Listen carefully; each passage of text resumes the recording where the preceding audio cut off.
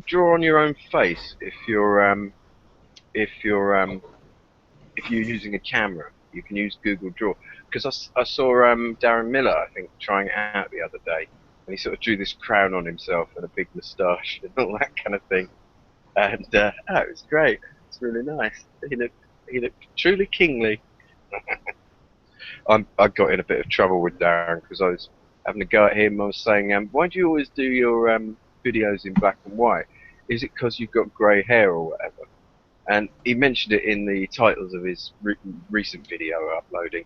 And so I thought, oh, I'll have to go and have a listen to this. And like, because he usually does it in black and white and that. And he says, no, I haven't got I haven't got grey hair. And he took his flat cap off and turned the colour up on his video and then proved that he didn't have grey hair at all. And I was sort of like, yeah, just watch my mouth in the future. That was hilarious. I enjoyed that. So, guys, how's your week in Gamergate been? I hear For the that veterans. yeah, I hear Charlie, you've been getting a bit of grief from the anti-Gamergaters, or your friend had. Um, my friends and myself have. Mm, I reported mine, so whoever did it's probably gonna get party banned. Um, mm, fair enough. and as for the other people, they've reported as well. Although what annoys me more than anything is the hypocrisy behind all of it. Um, Yeah, but especially if my friends, all the ones that have gotten harassment are female. So you have these people saying, we need to stand to protect women, and then they yeah, go out there and they harass women that are in women. Gamergate. Yeah, this awful by any means necessary angle that they always go for, that they use to excuse just out and out misogynistic bullying. Um, and I think you're right to feel that's very hypocritical. Yeah, I'm sorry that that kind of stuff has happened. Was it tremendously awful what they wrote to you? Um, well, it certainly wasn't nice. Yeah, It was just the standard line of, oh, you are misogynist who has a tiny penis, yeah, etc., etc. yeah. They call that Fortunately, beta shaming, don't they? Yeah, I expect they suggested a lot of psychological reasons why you don't like feminism and that kind of thing. no, it's more like an outburst that you'd expect someone to have in high school. Uh, fair enough. I got a Muslim chap write to me the other week. I read it out on another podcast. Uh, and I was so annoyed because I'm doing all this Gamergate stuff, and and in the end I get this totally random angry outburst letter, and it was great. It was one long sentence that was easily about, oh, you know, 800, 900 words of just sheer insult about Kafirs and Jews and how I was going to be beheaded and how I should go to hell, and oh, it was wonderful. It was really rich and very, very ranty. Um, so I had that, and I was so annoyed because here's this random Islamic guy complaining about the fact I've got a pig for an avatar, which is unconnected to anything but gaming and just my nickname of Big Snout. So that was his big problem, and I was thinking, well, why are people calling me a misogynist? Like they just don't talk to me. And then of course we had Kevin Wu on the podcast last night. Um, he had to speak from the library of where he is at college and that kind of thing. He was using a library computer, and he was on the podcast. So obviously, some people in the room could overhear him and hear what he was talking about. And someone brought a letter over to him and left it with him, and then just scarpered off. This woman, and it was saying, "I am a feminist. Oh, you are terrible. I wish you could just daddy." And he gave us a picture of that and transcripted it up. It's fantastic. I was That's just comedy thinking, gold. I saw the picture, but I didn't hear transfer. I'm sorry about the cat in you the didn't see background. it? By the way, I'll probably No, have to no, let that's her. all good. But Was that? with one of the things that I've noticed is that they'll always put their views in such a way that doesn't allow for any debate. They just want to give their side of the story. They never want to listen to the other side. They don't want to give any evidence to support their views as well. No, no, yeah. Nearly all feminist statements start out along the lines of things like, "Hey, listen up, people. In case you didn't know, bloody dirty dir is a bloody dirty dir and part of patriarchy. And then Tumblr, Tumblr feminists, not Tumblr feminists, feminists. yeah.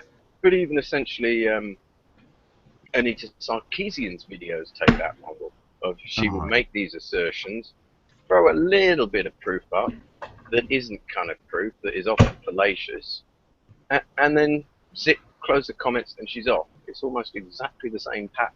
She says stuff and gives you absolutely no way to challenge it, or absolutely cuts to the minimum any way you can challenge it.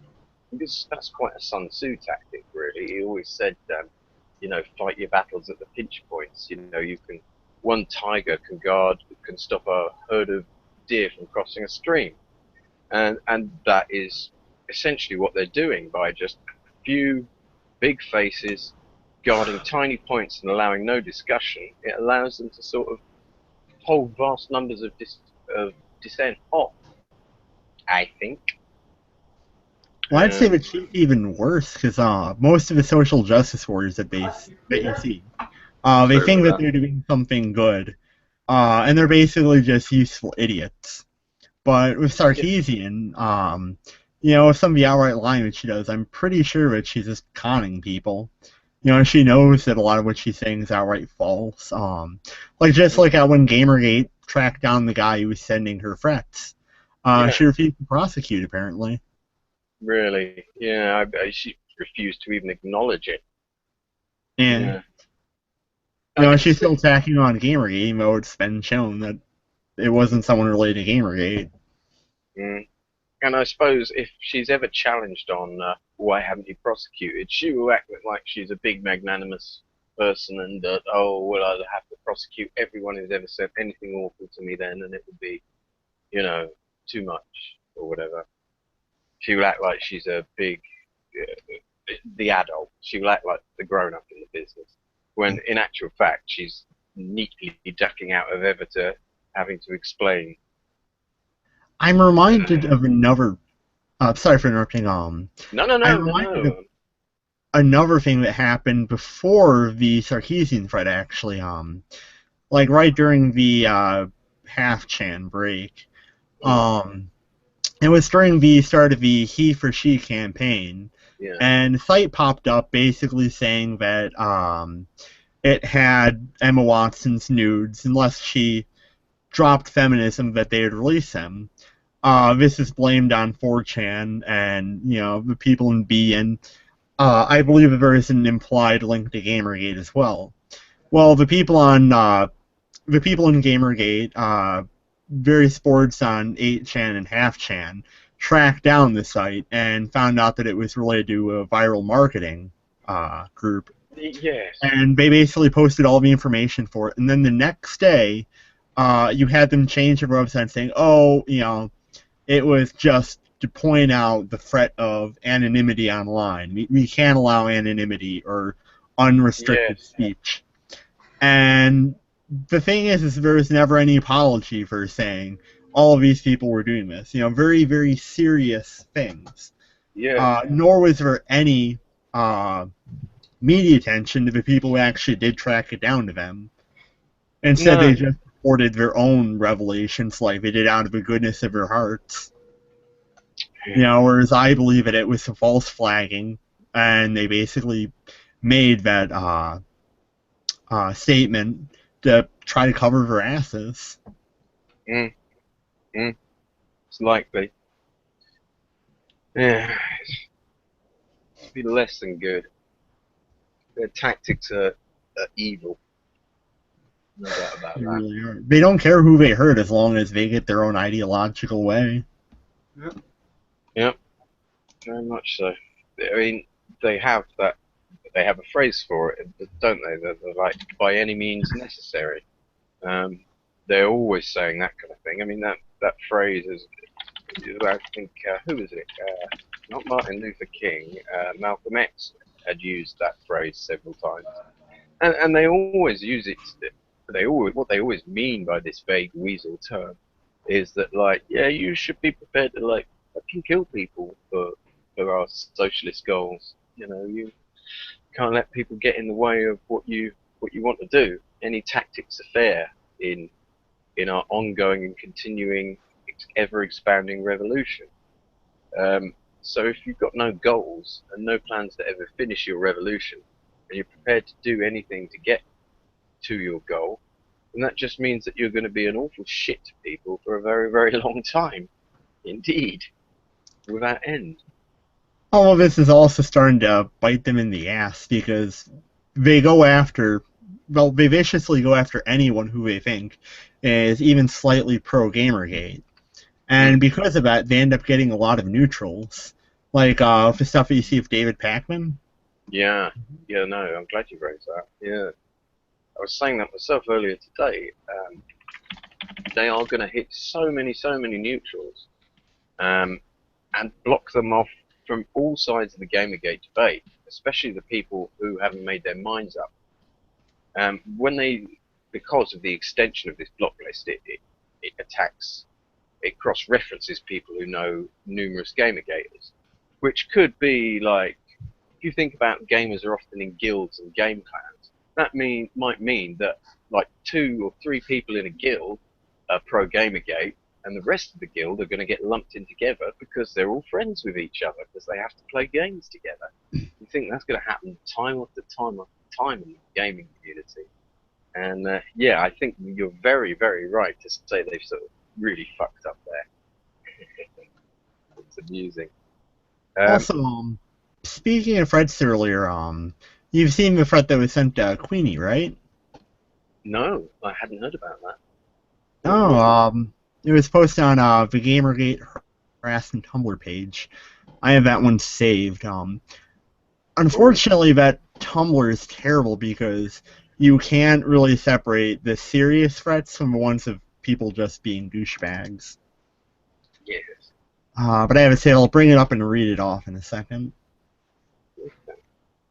I mean, I've got a Tumblr, I've got a Twitter, I've got a G+, and I don't really know how to use any of them, so Facebook's my stomping ground, really. That's my swamp. Oh, okay. I have it do right here. So this is something that she got titled Gamergate. And Yeah. looking at the email, it says, you fucking slut, you should shut your whore-damn mouth about Gamergate. You're going against your own goddamn kind. You're so fucking stupid. Know that we know you and where you live, Mexico. Rest is blurred out. I have your full address, and if you don't stop your BS, I will release it. Have fun for cartels, you slut. I hope they rape you good so you know your fucking place. Then you can believe in feminism now. Good lord, that is fucking awful. That is reprehensible. And did they actually? I hope they. Did they just imply they had an address? Or I hope they don't actually have an address, or. It's more just wishing. Yeah. Well, they threat to release their address. As for the rape or wishing it upon them. Mm. And this is also related to the threats that some of the people that I know have gotten, because they say the same sort of thing. Well, I hope that you get raped because you don't support your own kind. This concept of if a woman disagrees with you, then they are a gender traitor. Yeah. It's a very peculiar SJW thing that they do all over their sort of. It's weird. SJW gets into so many other things, and some things are their causes. Some things are just places where they seek to recruit or co-opt people. I mean, like in atheism, it's a blurred line. You can't really say how much the atheist movement comes from a sort of left-wing bias because of the anti-God business, and how much of atheism just comes from the skeptical bias. So you can say that's sort of mixed stomping ground for them. But then when you get over to something like Warhammer 40,000 or comics, and you find it's full of SJW people, then you have to wonder why the fuck are they there? Speaking of atheism, I can't really comment on this too much because I'm a theist myself. But my friend Alex is an atheist, and she was telling me about Atheism Plus. Yeah. Apparently, the social justice warriors did the same thing to atheism that they're trying to do with gaming. Yeah. where you have this subsection made, which is just completely bonkers. Mm, yeah, it is. Oh, well, you see, I've not tangled with atheism plus before, but I've seen the influence of their kind of thinking in atheism. And I just imagine it was them pushing people into there. And, you had groups like the Atheist Experience that were podcasting a while ago or years ago, on just pure atheism. And then Atheism Plus come along, and now they're all sort of working together and pushing this admittedly quite watered down now social justice message into atheism, because they really haven't had a lot of luck with their original quite hardcore message. And there's P.Z. Myers, Robert Carrier, Ophelia Benson, a whole bunch of them that we really think have ruined atheism and turned it into a newly social justice paradise where there are just hug boxes and echo chambers everywhere. And some very, very boring, dull groups, because there's never any arguments or discussions in them anymore, because everybody has to have the same fucked up opinions.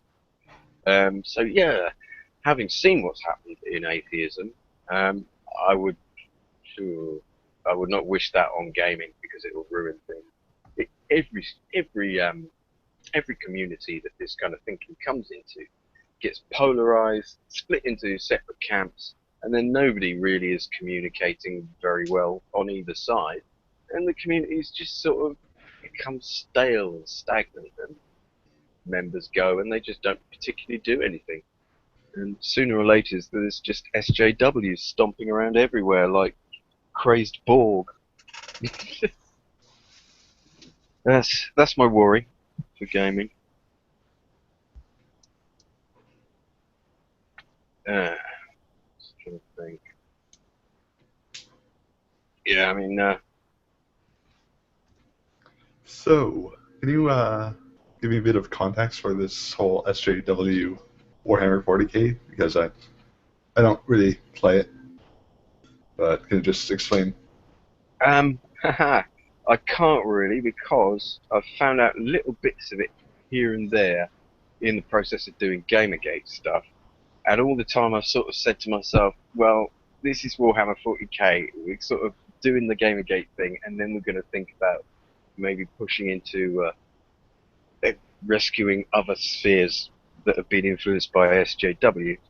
But to a certain extent, because I'm in a few of these kind of groups, and the bits I've seen myself, there'll be things like, well, it started off with people complaining, well, why are there no female space marines? And in terms of Warhammer 40k, there are not really any female space marines, because they're all sort of they're selected initially, and then they go through this crazy training as kids, and then they're all hacked about surgically and fitted in with these glands and this enhanced genofixing sort of guff that turns them into sort of bioengineered warriors, really. So, there are kind of, and also there's this bit about the original emperor, yeah, who was kind of created and fitted with the souls of all this priestly caste of human beings, and they put all their souls into kind of his being and tried to genetically recreate somebody who was like basically Jesus Christ, essentially, and that was going to be the emperor. And then things went a bit tits up for the emperor, and he thought, I'm going to need more help. So he used his sort of own code to make a load of things people called primarchs, who were like all kind of semi-godlike. They're real sort of superhuman beings, much like the emperor himself. Um, and so all these Primarchs started the different chapters of the Space Marines, the Legion Astartes. Um, and yaddy. I'm not really doing this justice. And like the Space Marines, a lot of the Space Marines are said to be descended from these people to an extent, these Primarchs. So they're kind of already deeply they're hardly even human beings anymore. So to say, why aren't there any women Space Marines? It's quite simple. Dimorphism. Men are bigger. This is why they wanted the biggest, ugliest, hold a huge bolt and shoot through an orc or a tyrannid or any other bloody huge monster. They You wanted. also, um, Carry on. You do have a lot of female figures, it's not with Space Marines, both in 40K and Fantasy. Yeah. I feel like at things like Rogue Trader, there you have a lot more female figures, or Mm. even some of the Imperial Guard. In Warhammer Fantasy, even in First Edition, which is like early 80s, you have a wide range of different female characters. Yeah. Oh, I'm totally not saying there aren't different female characters in there, because they're always sort of. Well, I'm not saying that that's what you're saying. Oh no, All no. that I'm pointing out is that they focus on very small things. There's another related matter I want to talk about when you're done, but I have a tendency to always interrupt Yeah. you when I shouldn't be. Well, no. It's cool. That's what I want to do, really, because otherwise, I feel behest to just drone on forever, and it must get pretty boring. But, yeah.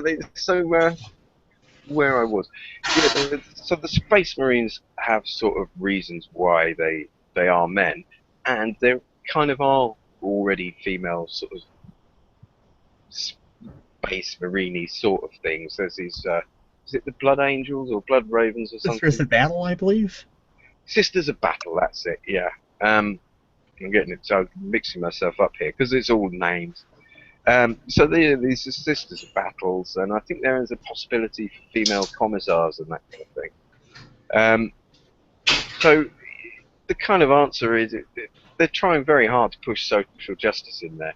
And it's kind of crazy, because the whole environment is set up as a very sort of masculine thing. It's just warfare. It's just horrible, heretical, monastic warfare. And like, say, where are all the women in this? And say, well, quite simple. They're going to be nuns, because that's what this is all about. It's all crusading, and really, where is social justice going to fit in here? All the time, people are talking about bloody heretical Xenos and that kind of thing.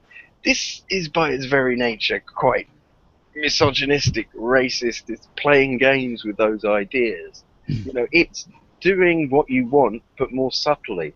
It's kind of a. Oh, It's supposed to be a regressive society. Yeah, exactly. Like in the past, you had a much more progressive society. It's known in the universe as the Dark Age of Technology. Yeah. So you're absolutely right. It's supposed to be representing a repressed universe. Yeah, it's Universe utopian that's and very grimdark. yeah. It's the last place feminism would be. Yeah, unless feminism is like the feminism we would know, radical feminists, only this time with bolters, and I can fucking see that. The Sisters of Battle and radical feminists. Oh yeah. A lot of similarities. Very pushy people. We'll leave it at that. That would probably follow sort of technique.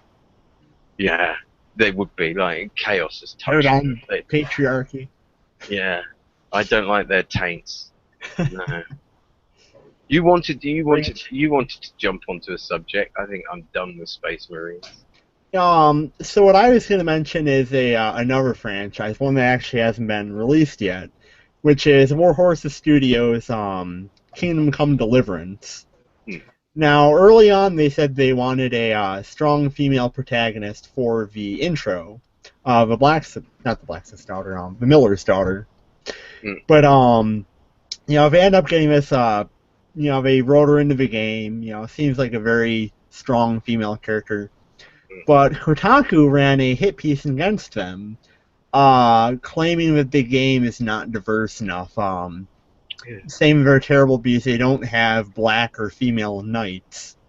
Now, mind you, this is a historical game. It's not fantasy. It's historical. It takes place in Bohemia right before the Hussite Wars. Right. So you wouldn't have that historically, and the evidence that Kotaku cited was extraordinarily weak. They linked to a Go Figure Tumblr blog about people of African heritage in medieval Europe. Yeah. And they had an art piece that they said supported blacks in Bohemia. The problem, however, is that the picture that they referenced was sacred art depicting the Queen of Sheba, a figure from the Bible. It wasn't secular art depicting life in Bohemia. Oh, rather illustrating something from the Bible. yeah. Um, Shocking. Yeah. and thinking about the strong female protagonist in Warhorse Studios' game, which Warhorse Studio is a strong Gamergate supporter. Oh, good The show. guy leading it actually had a great based shirt that he wore on one of his updates. But thinking about our opposition, the biggest game studio that I can think of that is openly anti-Gamergate would be Gearbox Studios, which is rather ironic because for a studio that likes supporting social justice warriors so much, there were people that released the terrible Duke Nukem Forever. Mm. Yeah. I mean, great game, but they're not going to. Well, no, one of them was good, but like nothing morally improving about Duke Nukem at all, is there? Feminists are not going to like that. That's what they're punishing him for, isn't it? Really. I see what you mean. It's ridiculous to say that there was very little racial diversity in that part of Europe at that time. I mean, we're talking about inland Europe, really, aren't we, with Bohemia? Yeah, not a lot of ports. So, there there was there would have been very little reason for diverse races to have been there. And it's utter revisionism for Kotaku to go and press other people to change history. You think about it, that's exactly what they were sneakily trying to do. They thought, oh, we can have a little go at some revisionism here. We could get them to put, we could make a nice trend out of this. We could go all through history, telling people in Assassin's Creed and whatever to start doing this. If we push one game into doing it, so I'm sure they thought, let's see if this is a new way we can wield our power in changing gaming and changing culture, which is a very, very Marxist thing to do. And it's very unusual for Kotaku to do that. That's kind of iffy. And it's again the kind of creeping corruption that Gamergate sort of set out to fight, and has ended up getting stuck in some very bland paperwork about ethics, which they can sort by rewriting ethical policies and then ignoring their ethical policies. But that's a kind of that's very odd. They absolutely want people to rewrite history, and they're going to pan a game if it doesn't. I mean, if you modelled that in terms of, say, Kotaku went up to the BBC and said, "Oh, we don't like your history program about the Crusades. It makes it look like the white people were justified in doing the Crusades or whatever." And that would be sort of like, who the hell are you? Get the sort of fuck out of here. But when games are probably doing more than these television shows to educate people, you see the wisdom of why they do it. If people grow up having played games about medieval Europe, and they see loads of black people all over the place and that kind of thing, and presumably they will also start to see feminists all over the place in these games, and Karl Marx wandering around in medieval Europe, no doubt at some point. You can see the way they're going to go, and you can see the way they're going to go. They'll have medieval women's refuges in your RTS games, and then you have. There's a link, by the way. All right. Oh, actually, hold on a second. Let me get one from Archive Today instead. Oh, you won't have to. Yeah. The Archive Today link is at the bottom. And it's basically saying idiots fight to keep a medieval game white. Yeah. You can't call developers idiots. It's just Luke Plunkett. Oh, what a fucking surprise. Combine race history, an upcoming PC game, and then some angry Reddit users, and you've got a recipe for disappointment in your fellow man.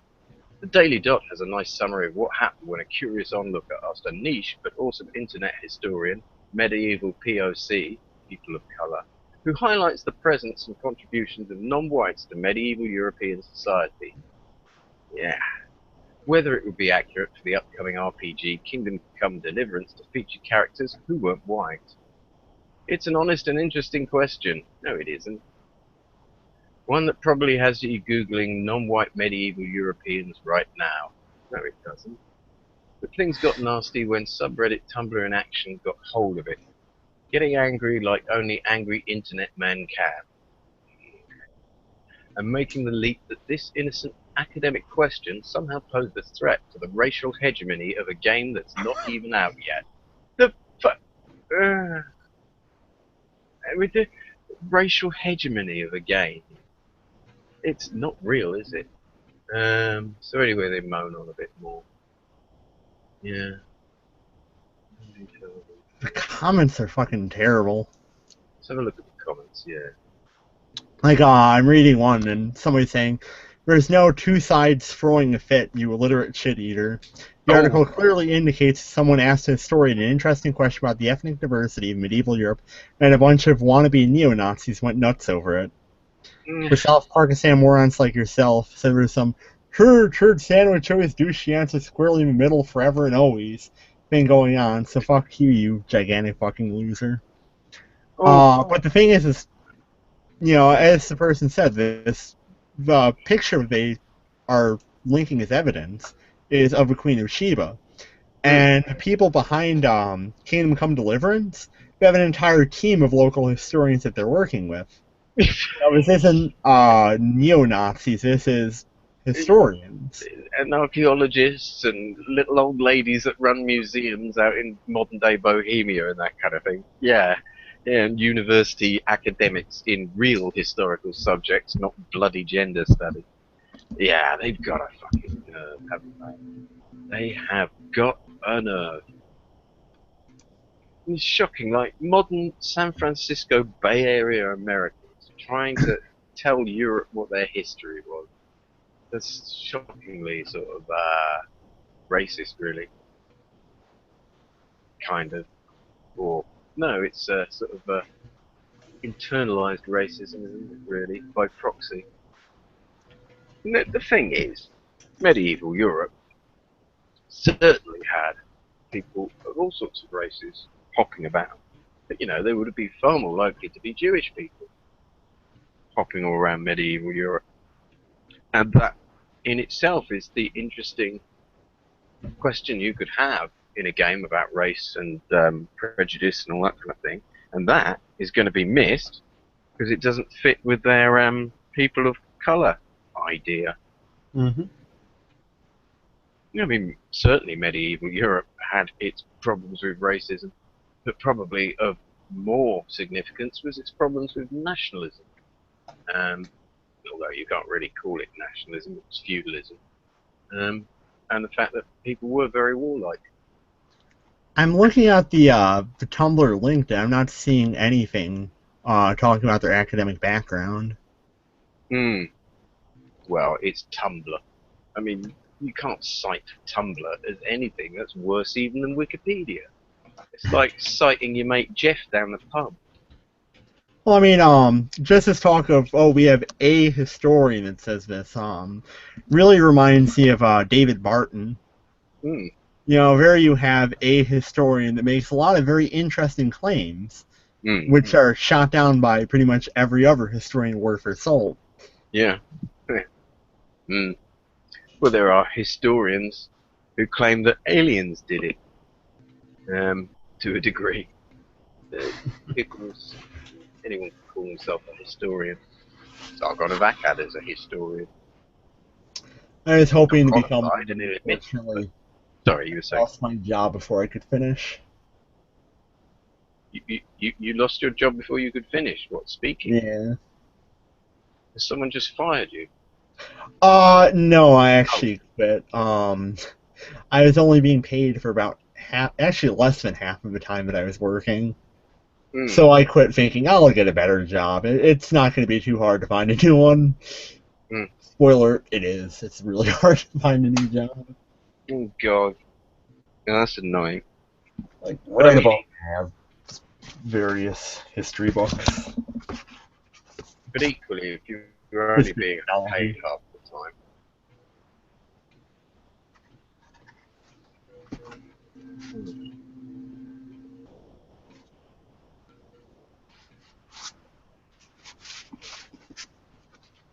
Oh, it looks like worries.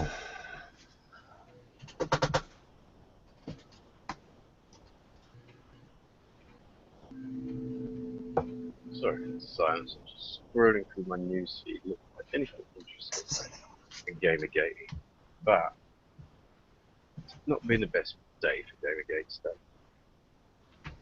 The only stuff of interest would be like dramas, and of course the sealion vote.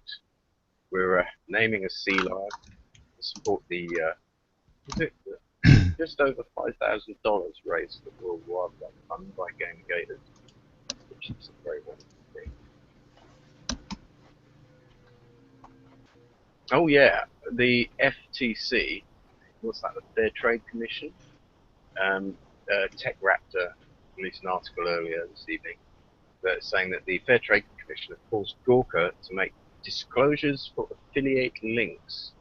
Now, I don't fully understand what that means, but I think it means if they're going to link a bunch of stuff in their articles that comes from another Polygon company, that they have to talk about it, or if they have to recuse themselves of it. And I suppose it also means a lot of other different, very exact and legal recusements that they should make for themselves when they're doing business in future. I can read that in a minute. I might just refer to Kotaku. The article has been updated to say, and that kind of makes sense because I don't think the FCT would go and leap on a conglomerate altogether, or a publishing, I don't know what you'd call it, I suppose a conglomerate, publishing conglomerate, until they've talked to individual members about individual incidents. And then they might go around to Polygon and say, look, all these companies, they're just there, fingers in pie, tentacles, stop it. Gawker has been known to be caught up in a few controversies in its time. Hey, no shit. Whether it was writer Sam Biddle encouraging bullying, lack of disclosures of relationships between authors and developers, or incorrectly smearing a man's name in exchange for clicks. That'd be Hulk Hogan and his sex tapes and stuff, I would think. They've now come under scrutiny for not disclosing affiliate links by the FTC, the Federal Trade Commission. Sorry, not the Fair Trade Commission. Kotaku has now been forced to go back through articles and disclose sales links such as this one on their list of the best PC games. Note, while all of these games are available through some digital service or other, if you buy any of them through the retail links in this post, our parent company may get a small share of the sale through the retailer's affiliates program. Oh, so that's what it is. I see they're sort of acting as a funnel to particular shop fronts of affiliate companies and taking a kickback from that without disclosing it, which is not really their business at all. That is a little dirty. That does mean that they're going to show favoritism to some game and not say as much, which is unfair on everyone and unfair on the reader. But I mean, it was I forget the name of the guy. He was the editor of Deadspin, another of these Gawker publications, and he explained to someone on Twitter once when they were saying about how bad he was to his customers, or bad Gawker was to their customers. He was saying, customers, well, no, the readers are not the customers; they're the product. The advertisers, they're the customers, that kind of thing. The industry, they're the customers. You're the product, which is an amazingly callous thing to say to your readers. You, by all means, set your business plans up with that model in mind. That's fair enough. But you can't actually say these people are not customers. I suppose you can, to a degree. I'll be right back. I'm just gonna get a drink. Okay. I'll be right back too. So. Okay. The only one here. Yes, I'm the only one Keep here. the audience entertained. Yes, I'll do that. Oh, Jesus, what's going on there? I don't know how I'm going to keep people entertained. I think I won't bother, actually. But I'd probably suggest that we take a quick 5-minute break and we all go and get a nice cup of tea. Right, I'll be back in about 5 minutes, so there isn't any lovely music for you. We'll get that sorted out in future, but I'll see you all again shortly.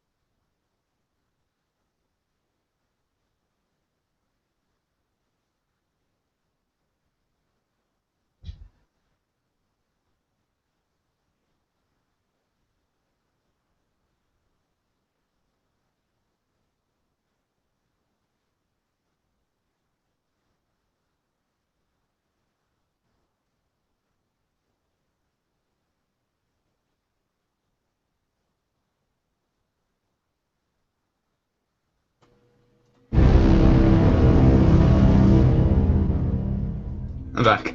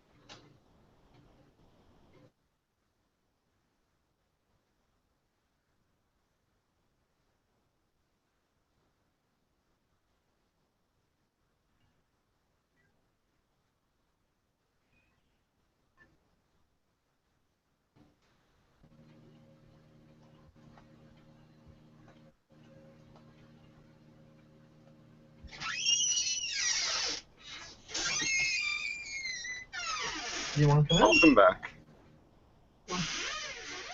Thank you. Hello, I'm back. I went and got a tea as well. I thought it was probably best if the whole world took a 5-minute tea break. Indeed. Yeah. And it's not like anyone could particularly argue with us. Just looking at my Twitter. Oh, I've had retweets. That's so nice. And it's quite surprised me that, like, because I only started doing Twitter properly, like, the other week. And I get a lot of retweets, surprisingly.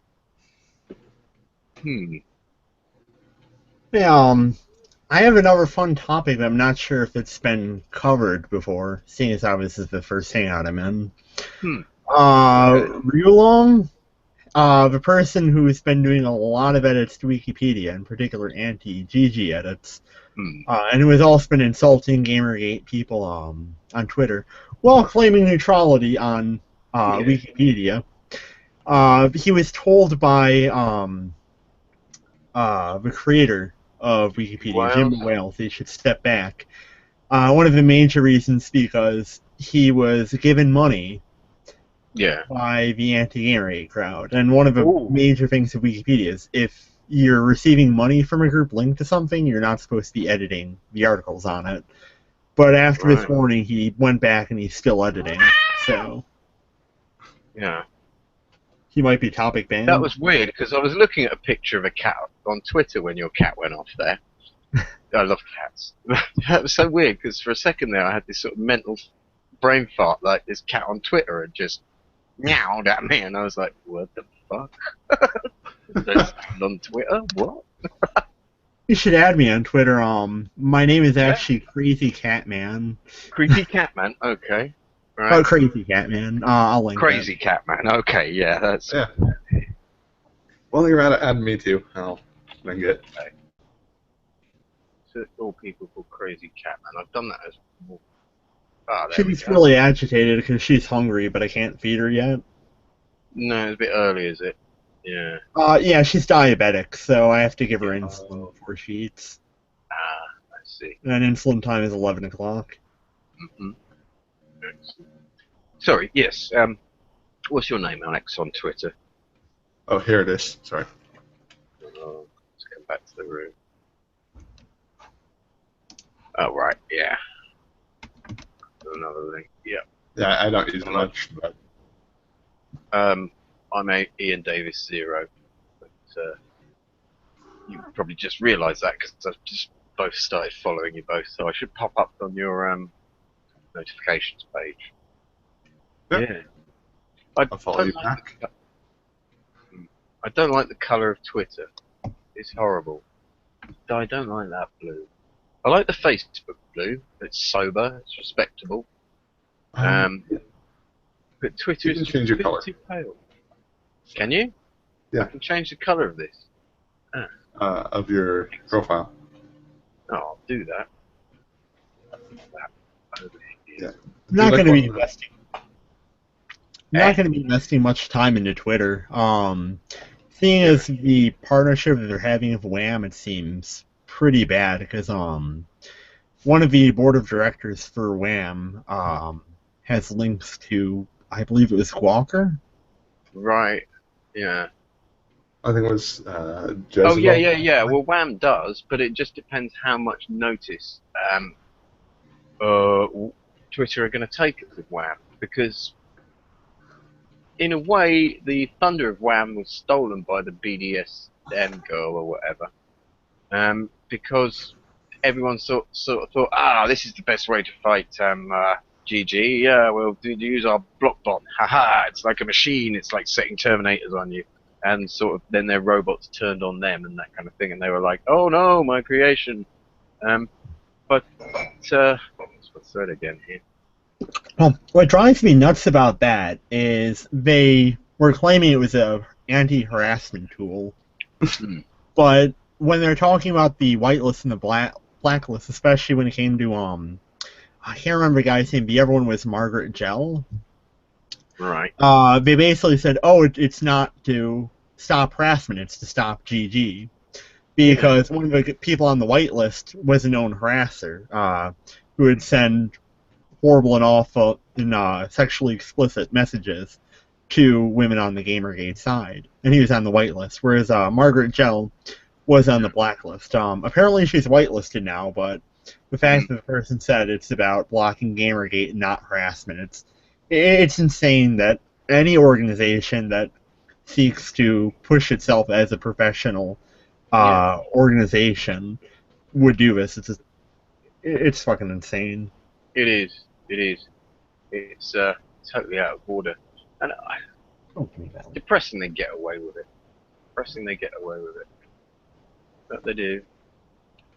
They do. And it also has this whole thing of just wanting to live in an echo chamber. The number one reason why I believe that people are often so nasty to each other is because, you don't have people with differing beliefs talking about, why they think the way that they do. There is no civil discourse. It's just believe with me or I'll just insult you or avoid you. And everyone becomes more and more extreme. Yeah. I do worry, though, that it doesn't hurt any of us when they sort of echo chamber themselves, really, does it? It makes their ideas worse, but it makes them talk to fewer and fewer people as they decide that more and more people are just not getting it. Surely eventually they're just going to find that there's a really small bunch of them all closed off into a corner somewhere. Yeah. Well, I mean, I guess I have a bit more reason to be concerned about it because I am very attached to liberal ideology. So seeing a lot of groups which before I would have supported without any question going more and more into authoritarian circle jerks, it's a Yes. very negative thing for me. Yeah.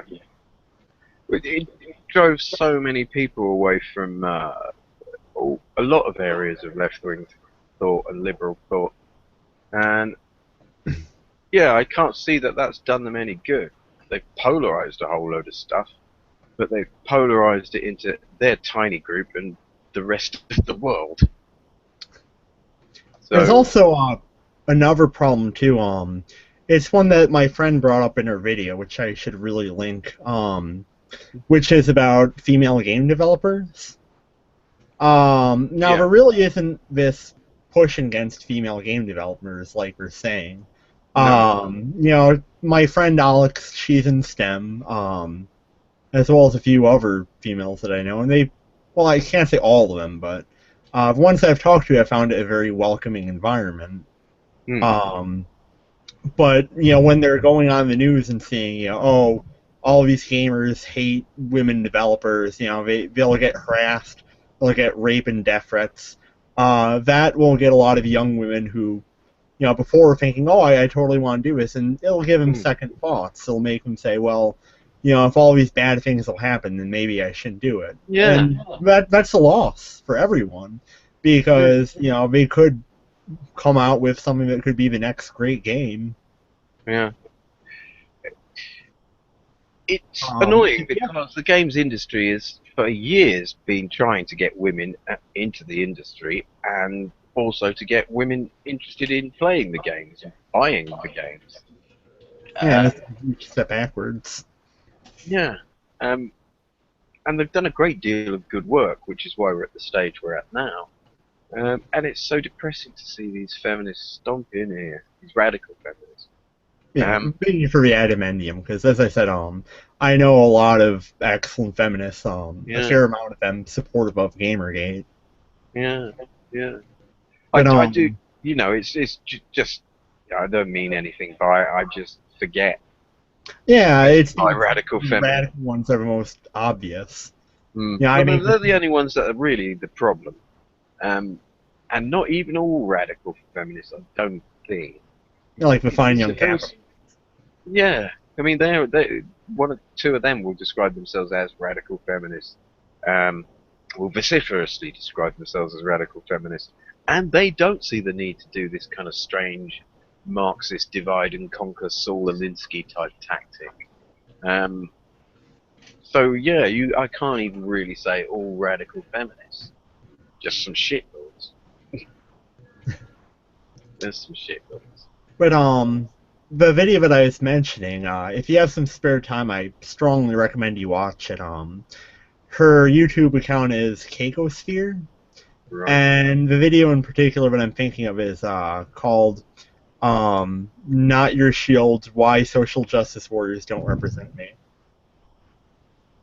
Right. Yeah. Catosphere with a K? With a C. With a C. Catosphere. Keiko. Catosphere. 3 weeks ago, 4 videos. That might be it. Buddy walks, summer adventures, falling in love at a coffee shop. Love is unpredictable. No, this doesn't sound like it. This must be another Catosphere. Keikosphere. Like, the cake is a lie. Oh, Cakeosphere, right. Ah, yes. Yeah, I just posted a link to the video. Oh, have you? Oh. See here, I'm. Oh, I'll have to use your link to the work with what I'm getting now. I've got too many different social. Hello, Kitty. Hello, Kitty. Is she lovely? Mm-hmm. Say hi, cat. Oh, she's remarkably similar to my cat, actually. It's the same colouring, same sort of British shorthair thing going on. Except mine wouldn't let me pick her up like that. Oh no. When she was having her health issues, I actually almost thought about trying to see if Gamergate might be willing to donate some money to help her out.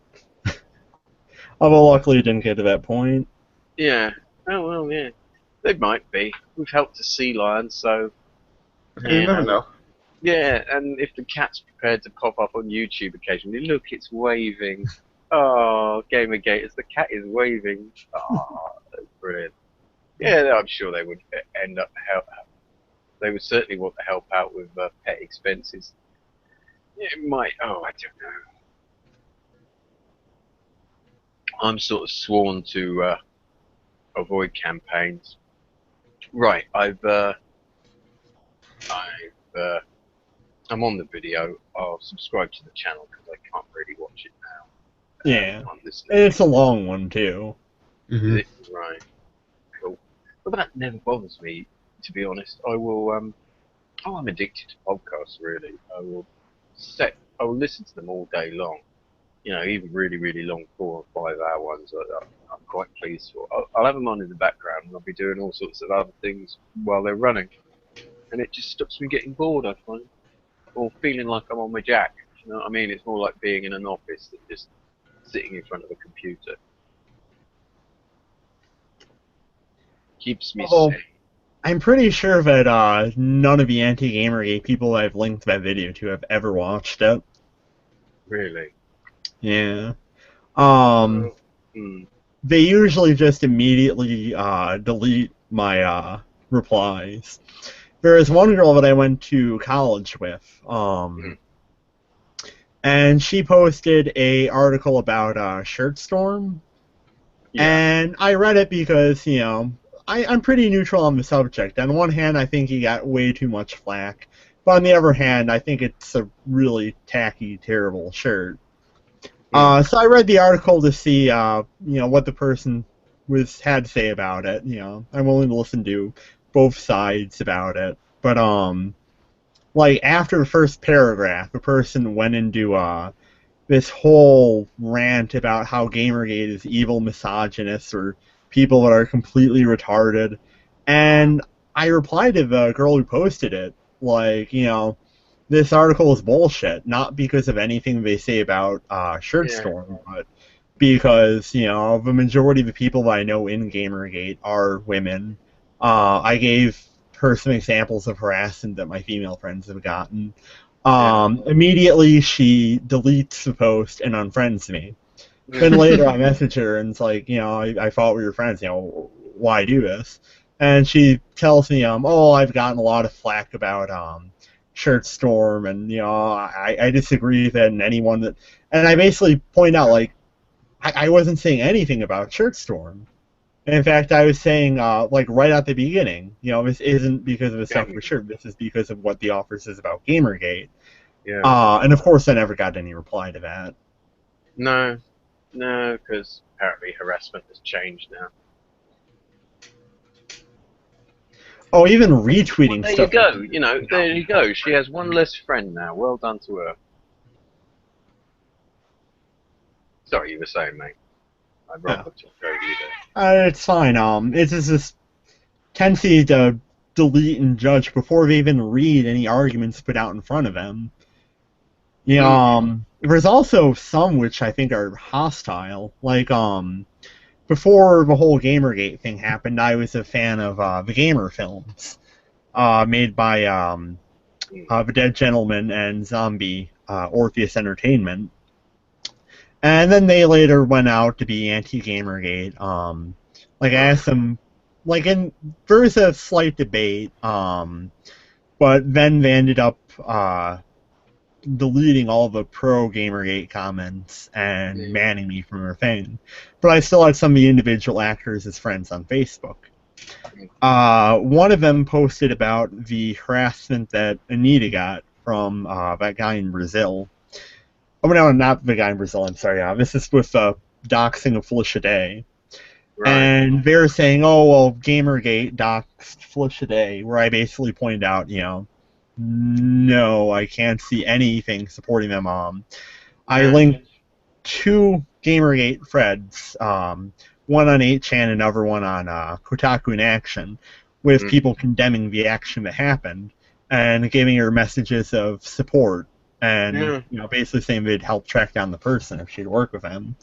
But the person immediately deleted the post that I made and then posted about my post, although what he was saying had no relation to what I actually said. Oh It yeah, was, totally pull a straw man about you, saying you're some yeah, bad man. Yeah. yeah, like oh, I'm insulting Felicia Day, I'm supporting her doxing, the complete antithesis of what I actually posted.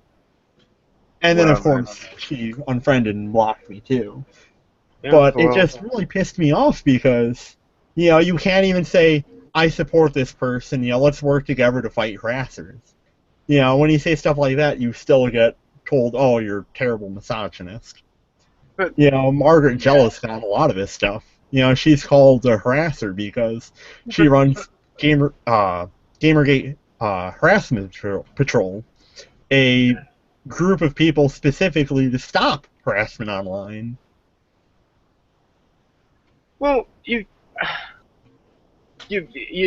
been spared the company, the continuing company of two people who clearly do not give a shit about what you think, and they would have that would have just appeared again at a more important juncture and a more important moment over something that mattered. If they hadn't have got on their high horse about absolutely nothing, it just Yeah. shows like what they're like. How they react to a lot of things. Red flags. Really, this kind of stuff is. Yeah. Sometimes if I think, like, if women get really angry with me and the shitty letters start, I quickly block that because it is dangerous. I don't want those accusations to grow into something, or I don't want an argument to grow into an accusation. Yeah, so I will quite quickly block women these days if they get shitty with me, because I know where that's going to go. But if it's just like a wall argument, it's kind of weird. Because they're kind of quite good fun. Yeah. Well, I just really hate the lack of discourse. There are two anti-Gamergate people that I found that actually did allow open debate on their walls. So I did get a fair amount of respect for them. Actually, sometime if you guys are up for it, maybe we should invite some more reasonable anti-Gamergate people that we know to a stream. Possibly, yeah. I don't think at this stage I hadn't geared up to do that kind of thing, because it involves me being absolutely word perfect on all the evidence and on their side of everything, and being able to do it properly and spot all the fallacies that I'm likely to run into. And I've seen that, like when Sargon did one of those with that, I forget her name, Jenny or something, that didn't go too well. And then V Monroe did one the other day, and that didn't go so well either. That became a very emotional, away from the logic thing. I'd do it, I'd totally do it, but I want to gear up for a couple of weeks and work out how to actually go about doing that properly.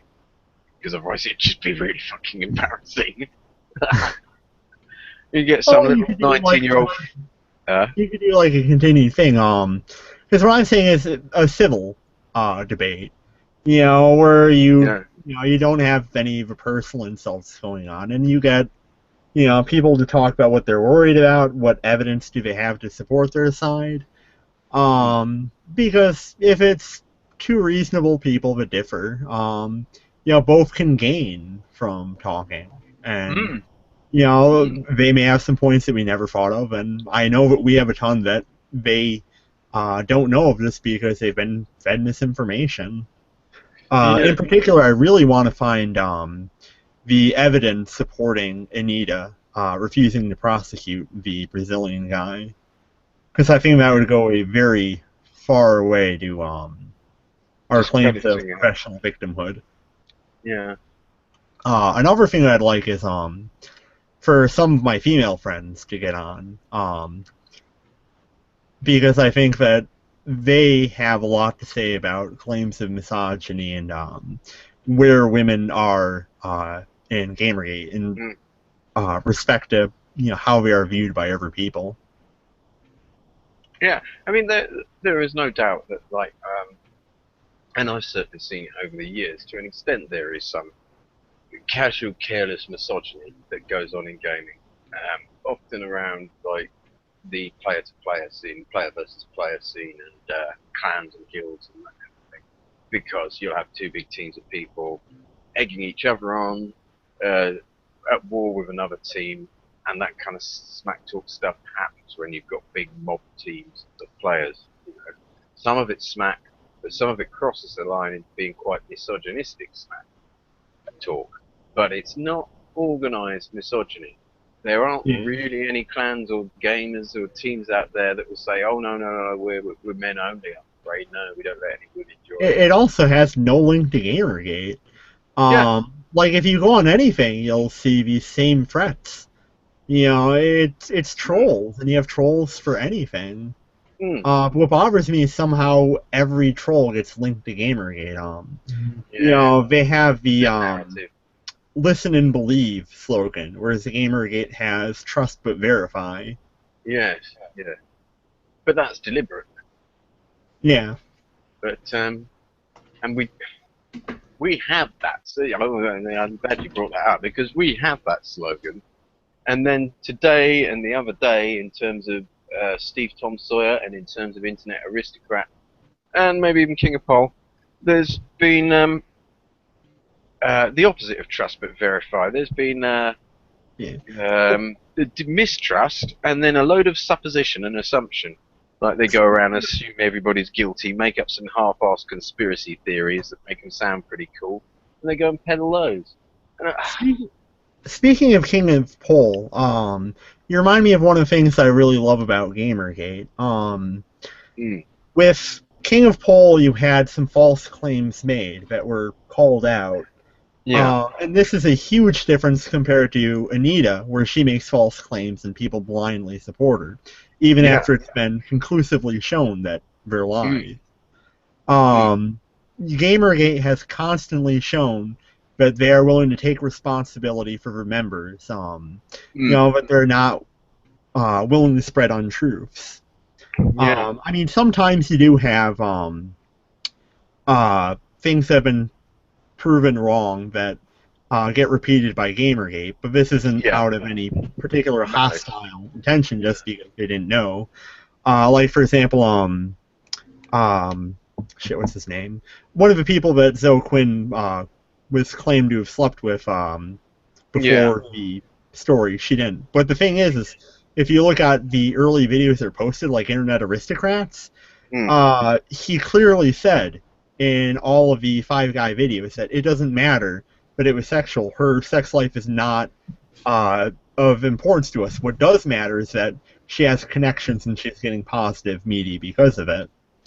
And that positive media has been conclusively shown by, for example, the pictures of her in Las Vegas of these people, as well as some of the credits that she had inside Depression Quest. And and also business connections with various different groups, like which also links the whole thing with the Fine Young Captain. And I think more than the money linking things, more than the contacts linking things, I think the politics links things. They all have the same politics, and we have never really allowed ourselves to focus on that because we have such a wide base of the movement. Many of us are total lefties and love all that stuff. I've actually even seen some social justice warriors in Gamergate. Like people who actually are like super left, but the difference is they see the corruption and they're like, you know, I'm all for, you know, this radical concept, but these connections should be disclosed. Let me try to see if I can find this one chat that I had. I believe it was yesterday. It was about the shooting in Ferguson, which, just for the record, I'm neutral on. I haven't looked at any of the evidence, so I'm not pro or anti any side. Well, but he was pointing out that the prosecutor for Darren Wilson is on the board of an organization that gave Darren Wilson defense money or something like that. Really? And that would be, you know, with something like that, he should recuse himself. Absolutely. And this is the The same sort of prosecutor shouldn't be supporting the defense fund of the accused. Yeah, and this is the same exact thing that we have in Gamergate. You know, you can't have these people judging themselves. You know, you can't have all these hidden connections where it's just them supporting their friends and contacts. Yeah. I mean, I think the verdict was no, actually, look, it's Thanksgiving, isn't it? I'm not going to torture America with Ferguson on Thanksgiving. Well, as I said, when it comes to the actual case, if what they said about the connections is true, it deserves a retrial. Whether they decide innocent or guilty, it's up to them and the evidence. Oh, absolutely. I don't have a law degree. I haven't been paying close attention to the evidence that each side puts forward. Yeah. If that kind of thing shouldn't happen in the media, then it really shouldn't happen in law. Yeah. So I suspect that will end up in a retrial. One of the things that really pisses me off is people say, well, that is more important than the gaming media. You know, you can't focus on gaming media. You should do this instead. But there's no way that we can change mainstream media if we can't even change, fucking gaming media. That isn't that isn't as a reasonable a request of you as it sounds. Because what they're saying is, they're trying to co-opt you. It's shilling. That's what that is. When someone says, well, how come you're not doing anything about this issue? And you say, well, the idea is basically, because I'm also not doing anything to save the ice caps. Because I'm not doing anything about global warming on the planet Mars either. Because I'm doing this. This is what I do. This is my area of interest. You can't tell me that my politics are wrong and I'm wrong about this issue because I'm not interested in your issue. However much you want to say it's my kind of issue, it kind of isn't. For me, I would actually love to do a lot of this stuff. As I said, I'm very left-wing, so when it comes to the Benghazi stuff, I'd love to basically, pull them out for stuff that doesn't have evidence behind it. But the thing is that is a major studio. If I can't change, fucking Walker and Kotaku, then I'm never going to be able to change something like Fox. If you can't do something small, you can't do something big.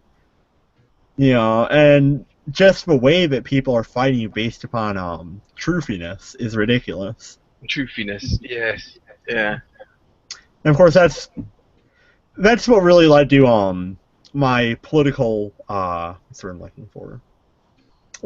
I've always been with the American left wing. I've always voted Democrat. I actively campaigned for Obama's last run. But when Colbert had an eat on his show, that was breaking point, where I now feel like a log cabin Republican. Are you familiar with the log cabin group? No.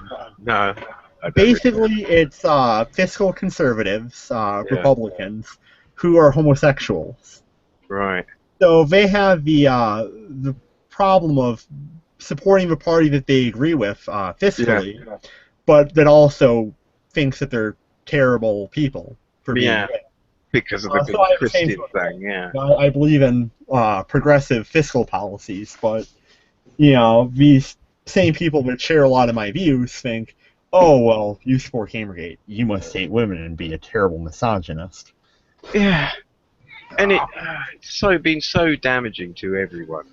Nobody really knows what their politics quite are anymore, except on the very, very basics and fundamentals of their politics. So they can think around all the issues and know where they are on that. But overall, they have no idea who they should vote for anymore.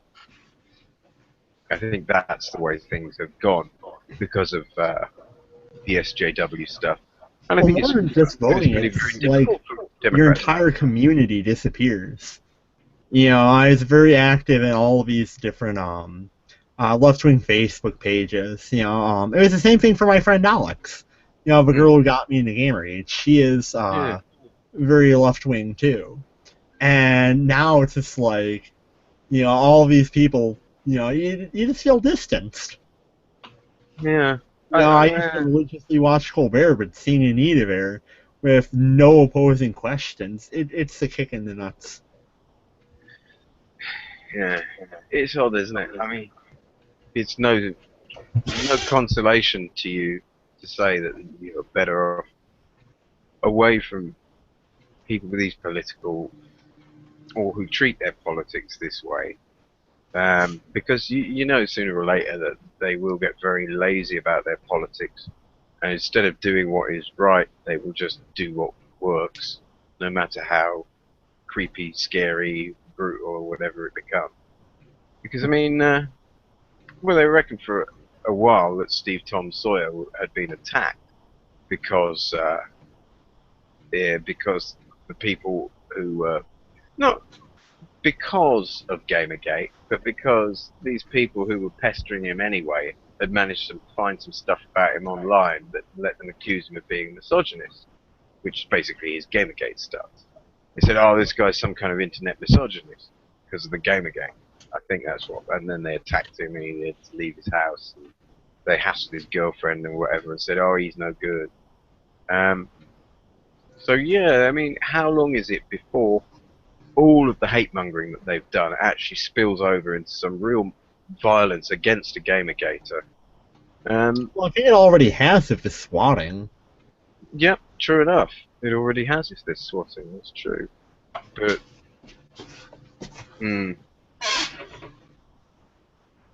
I worry that something bloody awful is going to happen eventually, and that'll put everyone off. Probably not the ideologues. They'll probably just turn around and say, "Oh well, any means necessary." Yeah. The guy was a misogynist. Why? Because Gamergate. And it probably won't even be a guy, actually, knowing how fucking cowardly they all are.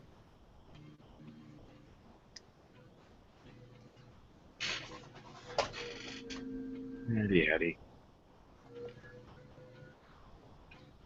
Although, I do believe that they are losing. Like, look at the campaign they did against Jennifer Dahl. Yeah. We're all like, yeah, we're gonna stop her. We're gonna push her out of gaming because she's pro Gamergate, and she's got green lighted. And if you look at the chart showing the people voting for it, as soon as they started their campaign to stop her, it just shot it right up. Brilliant. I'm going to have a look on Steam. I'll get Steam up, actually. Because when I'm done here, I'm planning to do a bit of Space Engineers, because they chuck an update out it's in early access, and they put an update out every Thursday. And it's a bit like an episode of Star Trek. I seldom want to miss them. And it's actually been a great marketing technique for the game, because all the people who've played it tend to log in again every Thursday just to see the update, because usually they've chucked out blocks or that kind of thing. So let's see, I'm Seedscape, probably in the green lights. See how Seedscape is. So you play Space Engineers a lot? Yeah, I've got about 500 hours of Space Engineers. Lovely game, magnificent. Yeah, I like it too, but it doesn't run very well. I play it still, but I get like 20 frames per second. Yeah, At best online. it's very, very, very processor heavy, isn't it? I mean, it really likes a big. Oops. Sorry, we went straight onto the video of Seedscape. It's very processor heavy, but it's wonderful when it does work. I'm wondering if maybe if I set up because I wanted to do some multiplayer with some of the people in the group. If I maybe set the Space Engineers up on my PC, and other people could come and play a multiplayer on mine at some point, it might run better for people. I'm hosting. Do that. So I'm curious. In all, would you say that Gamergate has had a generally positive or negative effect on your life? On my life,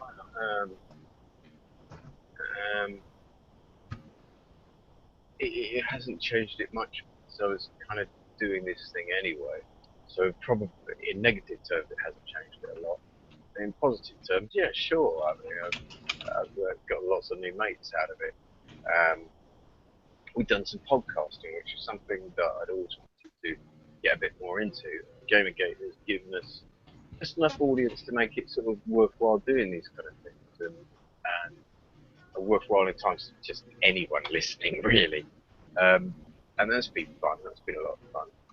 And of course, a load of my favourite podcasters all seem to have done rather well out of it and do more work than they used to do, which is nice. So, yeah, I see a lot of positives, but I'm sort of, I wander around looking for positives and I'm actually sort of a depressive type anyway.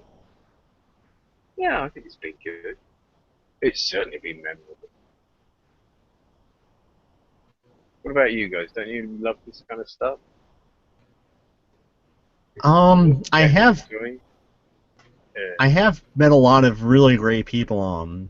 Like in particular, when I joined the Zombie Orpheus entertainment debate, right before they deleted and banned me, I got a lot of kind messages from some women that saw my stuff and appreciated it and agreed with it. And they have been very good friends. One of which has been Kimber. Uh-huh. So she's been awesome. I've been talking to Alex a lot more too, but in general, I think it's had a rather negative effect. I feel displaced politically. After I got the frat, I just felt like, I guess, confused. Like, why would anyone hate me so much when they don't even seem to really know too much about me? And it actually got me really depressed for a while. I actually have some antidepressants I've been taking because of it. Oh, should probably cover the personal information. No, that doesn't make. I mean, fair enough. Oh, it's annoying. I'm sorry to hear that. Well, None of I this guess it could also be a net real. positive, because since I've taken them, I've just been in a much better mood. Oh, right. Fair enough. I mean, don't forget, it is sort of autumn, and nearly everyone I know with kind of depression and that kind of thing, everyone takes a big, big sort of plummet just as the weather really changes, the light changes. And usually after a week or so, people just get used again to the light level change. Um, and your mood tends to pick up. I find this with myself, so as well as other people I know. So hopefully your mood will improve even more. I'm sorry to hear that all this political stuff and the loss of some friends, has caused you grief. Um, just what can you really say? I mean, it's these people doing harm to themselves really by forsaking everything for an ideology, not even really an ideological theory, not even really a way Hold of on one second, life I just or want to make anything. sure I'm not accidentally burning down my house. Beg your pardon? Oh, right. See, the kitchen. Oh, no. Oh, God, what's happened? Well, he's gone. Yeah, like, yeah. What Hmm. happened there? Anyhow, I just put in "what is" in Google search, and the first thing that came up is "what is Gamergate?" Really? Yeah, Really? Google My, Canada, oh my and God. the top two websites were Wikipedia and Mirror thing. Basically, Wow. yeah. Wow. Oh, Oh, kitty. there's smoke in the room. Something's caught fire. Oh my God. The cat looked. The cat. Oh, I'm sorry about that. Yeah, is something on fire? Yes, actually, paper bag. Oh, good grief. Oh, I decided that tonight I'd make myself some fried dough. Yeah. I turned on the burner. The problem is I turned on the wrong burner. Oh no. oh. And on the other one I had a paper bag to Yeah. kind of not get grease everywhere, but instead I ended up lighting the bag on fire. No. It was great. We saw the little cat like wandering around on the floor, like looking at the smoke in the air and kind of like, whoa. Yeah, Like, I smelled brilliant. the smoke. It's like, that should not be smoking like that. No, yeah. But yeah, there's another cat that came to join the feed. Oh, no, hello. Happy. Very sweet. Every I'm few minutes, happy. I think I should swap to a different cat. Yeah, excellent. Your cats are very amenable to being picked up. Mine, I could not do that. It would just be all into my face, man. It would be all claws and teeth if I tried to pick it up like that for too long. Wow. I mean, mine was a stray originally. She just turned up under our hedge one day. And we assumed that like she'd probably got into some tradesman's van somewhere, and they'd driven away from a job site and driven to another one, and she got out of the van in a totally alien place and just set herself up under our hedge. So she was like there for about a week or so, and we were wondering like what the fuck, and we started asking the neighbours about her. And then when we just took her in, nobody really knew where she'd come from and that. So she doesn't like being picked up. So probably because of, I don't know. Well, the way I picked one was terrible. You always want stuff if their stomachs are facing down, but I am an idiot who makes terrible decisions. Yeah. Oh, I don't know. Look at that moustache. Thank you. Yeah. So I'm glad you didn't get burnt out there, because that would have been terrible. Would have been great for the podcast, because I was able to be able to say, look, this guy's house burns down in our podcast. But it would be very bad for you. Speaking of the swatting earlier, apparently somebody called the fire department on King of Pole during one of his podcasts. Yeah, he got fire trucked, I think they were calling it at the time. Yeah. That's kind of annoying, isn't it? Firemen at your door and that kind of thing. Doxing is not the problem. It's that stuff that is the problem. And I wish the authorities would do something about it, would crack down on it. But I suppose there must be a difficult legal case to prove. Not really. From what I've been looking at, they have been able to track down these people. I'm trying to remember the guy's name. Like, there's one who's actually suing the person who swatted him. Yeah. And that's also another big difference between Gamergate and anti-Gamergate, is when something bad happens to them, they run to the media, they make a professional victim out of themselves, they ask for donation money, TV interviews. Whereas when somebody on the Gamergate side gets harassed or threatened or swatted, they will contact the police or FBI, and they will press charges against the person. Yeah. Also, they won't make an assumption like, when Margaret got swatted, she basically said, I got swatted. She didn't say anti-Gamergate did this. She's waiting for them to actually get caught. Whereas if Anita, even after it's been shown that it wasn't somebody from Gamergate, she's still plastering all over the news. Gamergate's doing this to me. Gamergate's doing that to me. Yeah. But she wasn't even... there were so many of them who weren't involved, and then they involved themselves, and then cry, oh, victim. I mean, it's pretty artificial, isn't it? I think everyone can see that, even outsiders. Depressing. Yeah, you also have some of them who talk about, how horrible doxing is, and I agree, doxing is a terrible thing and it needs to be fought against. But then you have them doxing people themselves, like FreeBSD girl. She's talking about online harassment, then she goes and doxes someone. Ironically, somebody who messaged her to get on the whitelist. God, yeah, that's not on, is it? I mean, that kind of suggests to everyone else who might like and might need to get on the whitelist, I better not get in touch with her because she'll freak out and try and dox me or something. Yeah. Which all of it makes their anti-harassment campaign on Twitter look very disreputable and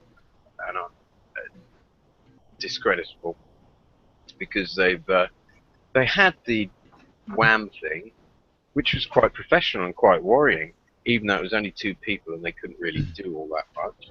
And then this BDSM girl comes on, and and she absolutely messes up the reputation of all that by creating this monster of a block list that goes off and attacks David Pack, and a load of game developers, which really wasn't what they intended it to do.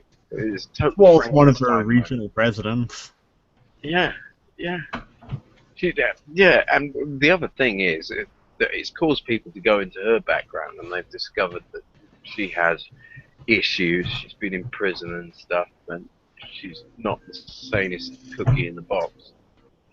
And that again discredits her when she's trying to look like some very professional anti-hate campaigner, and it just turns out she's some crazy, cranky, disreputable SEO engineer that plays fast and loose with dodgy stuff. But I mean, the guy who's actually made the bot that does this, there's a couple of them out there, and you can sort of, it's almost off-the-shelf hardware that's being used, and anyone could put one of these Twitter block bots together. Naturally, it seems to be a very, very bad idea. I doubt Gamergate will be pinching their idea anytime soon. So what kind of miniatures are you interested in generally? We'll probably have to wrap up soon, but... Sorry, carry on. All ones I have here for D&D, especially because if you have a Bones Kickstarter. I mean, one of the things that I actually have in common with the social justice, where it's like, I will fly into a rage whenever I see, like, the skimpy chainmail bikinis. Yes. And, like, I'll rant about those. So it's also kind of funny because, you know... Yeah. I think a lot of them all stem back to a couple of places. The art of Boris Vallejo, the sort of semi-famous fantasy artist. It used to be very big in posters of semi-naked barbarian women holding swords in these said chainmail bikinis. That's sort of, I think, how that originally came into figures and fantasy art and all that stuff from book covers, essentially, I think is the thing. I think it's like... awesome. No, carry on. It seems like... Sorry, you were going to say? Oh, just one of the artists. I think it's like Frozzy or something. Right. Yeah, it's that kind of thing. If it's that kind of thing, girls with outsized swords, they couldn't possibly lift off the ground. Well, no, I think the chainmail bikini was where the original sort of 70s and 80s fantasy art took it. And then the Japanese liked that and did their own kind of anime thing with the huge kind of swords that they really liked and that kind of thing, because they've got it in their legends that the bigger the sword, the better and that kind of thing. You often see outsized swords in old samurai movies. So that made the girl who had the sword that was unfeasibly big. And then, like, years later, we cut to me starting out in Mafia Wars, and nearly every girl around me in Mafia Wars has one of these pictures of this red-headed girl, chainmail bikini, and this unfeasibly large sword. And nearly all of them turned out to be massive, huge housewives from Nebraska and Portland and that kind of thing. And they were all living these wonderful little fast fantasies as warrior women, and there was absolutely nothing wrong with it. They'd flirt with the guys, and nobody really knew who anyone was, and it was all quite cute and harmless. But that's my experience of the horror of the underly armoured women. These days, they kind of don't. Game designers won't have any of it. I mean, there's been quite a bit of a fight back to it. Look at Skyrim. Well, like, carry on. The big difference for me is I just buy miniatures that have realistic armor. And while I certainly have a distaste for the other ones, I don't try to, call the other people misogynist. I mean, sexist maybe, but there's a huge difference between sexism and misogyny, which is why I find them always making claims of misogyny so ridiculous. By definition, misogyny is a hatred of women. Yeah. And they use it for basically everything. Yeah. And it really just takes away all the power from a word. Like, I deal with people throughout the entire world, a fair share from the Middle East as well as Eastern Asia. Yeah. Like Malaysia, Singapore. I know a few Iranians. And in places over there, you can actually see real misogyny. Yes. One of my Saudi friends talking about the driving campaign over there. Yeah. There you have actual misogyny. A video game which has skimpy outfits is sexist, but it's not misogyny. They don't have a hatred of women. They just have aesthetic styles that I don't agree with. Yeah, they just want to sell the damn game, and they know that their audience is quite a lot of them are quite young men. And There's it's also some women that enjoy it. yeah, I don't talk about it so much anymore because I was on a game called Aeon Online with my friend Amante, yeah, and I was talking about my time as a apprentice smith under a platinumer. And I was basically saying like, oh, I hate the female armor in this game. It should be more protective. And she told me that she actually really likes it, and that just because I don't enjoy something doesn't mean that other people won't. And I yeah. took what she said to heart because, as a guy, I can't say that I know what's better for women than actual women that I know. Mm, Well, especially in a some game. Justice Warriors, I mean, they just call the women too stupid to know what's good for them. mm. I mean, I'm used to Skyrim, where all the women there have quite useful looking armor. Um, Unless you have mods. Well, I've actually that's modded true. mine to give all the women men's armor. Yeah, you can go both ways with the mods and that kind of thing. Yeah. I didn't Mm, want to change true. the armor too much because I like us looking. Generally, with the armor, I'll try and make sure everyone has totally weird bits of kit on, even if it's not the best possible kit they could be wearing, so that we look like some fucking odd 80s indie band or whatever. Like we've all got kind of slightly, like we could be the Doors or something, or we could be Oh, like early Smiths or something. Just nothing quite fits, and we look like we're trying to be pretentious or hipster in some way. Like I'll have a Darth Vader helmet and a big black cloak with like this really princey elfin wussy armor on, and it all looks kind of vaguely fabulous and romantic and a bit sort of oh yeah, and that kind of. Or I'll just swan around bare chested and that kind of thing. Just silliness because everything's I've modded everything so much that we got like we're gonna get killed. Um, yeah, that's what I like in games. Just making things everything look fucking bizarre. um, another thing I should also mention is Yeah, positivity versus negativity. Um, like a lot of the blogs that I follow relate yeah, to this issue. They post pictures of women in reasonable and realistic armor. They draw it. They, if they're going into game development, they make games like this. When they see a need for something, they make it themselves. When you yeah, go to the other side, like with Anita, there is no creation. It's just simply yeah. pushing negativity towards people that they don't like. Mm. It's pure And, like, criticism. yeah, well, it's more than criticism. It's trying to force people to Yeah, do it's something critical better. theory. It's critical theory. That's what they're practicing. You've got to listen to this guy called Kane, who's a gamergator. He also has a little piggy logo, which is one of the reasons I sort of noticed him in the first place. But I was listening to him on the Oliver Campbell podcast the other day. He explains all of this very, very well, so much better than I can. And I'm going to link you to that podcast after this. But carry on. Sorry. I'm draw us to close in a bit. But Oh no, I finished my point there. all right. Yeah. Yeah. There's a cultural sort of Marxist element to all of this that I don't even think is real socialism for these people because they don't come from very socialist backgrounds. They don't lead very socialist lifestyles in themselves. They love being nice to themselves. That's why I hate that term cultural Marxism because Yeah. I've read into the theory of cultural Marxism, Uh-huh. and it's not something that I believe. I think that instead of this being a Marxist conspiracy, I think it's just Mm. people being complete retards. Yeah, They well, this is want what I was to, going to say. It's a faux Marxist conspiracy. I don't think these are real socialists. I think they've just Yeah, land 'cause on this idea and run with it. Sorry, like Karen. with feminism, you had well, you still have feminism as an extremely important thing.